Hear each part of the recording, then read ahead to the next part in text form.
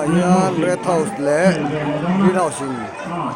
in siêu bọc ta có phở ăn khèo đôn này greenhouse le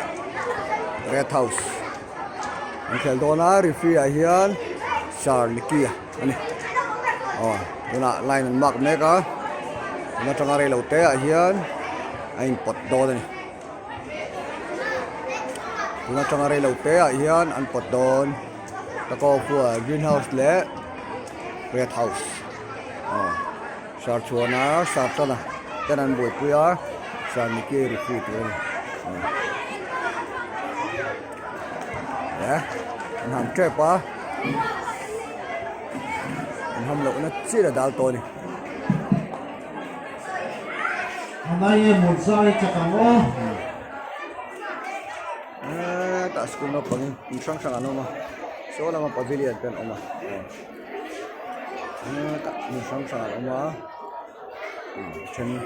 anh khéo thì cái chỗ phi là ông mình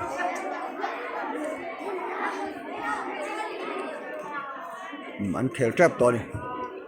suy anh đi phi dan rabeta sarso dan rabeta le anh cuốn to này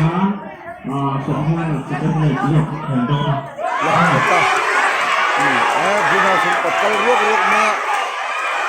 đây thôi sẽ ăn được đâu ăn cái này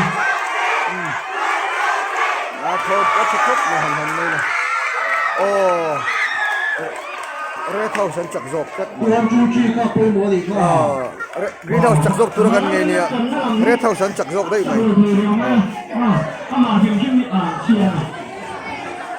mình trả lại đó na deciding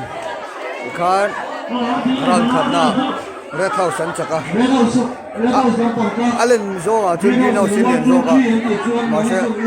red house an chak zoga chua nó cột thức là cũng cột thế rất là chỉ là đó na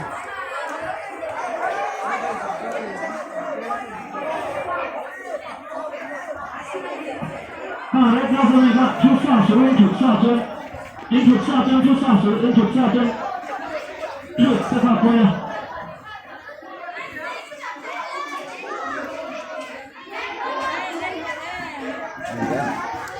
greenhouse silen zoga red house in telo inte la dona chưa kan lo se so la greenhouse san chaka ni greenhouse in suai la red house kan chame tum lo an chang ko ma greenhouse san chaka la ta greenhouse san chaka la ta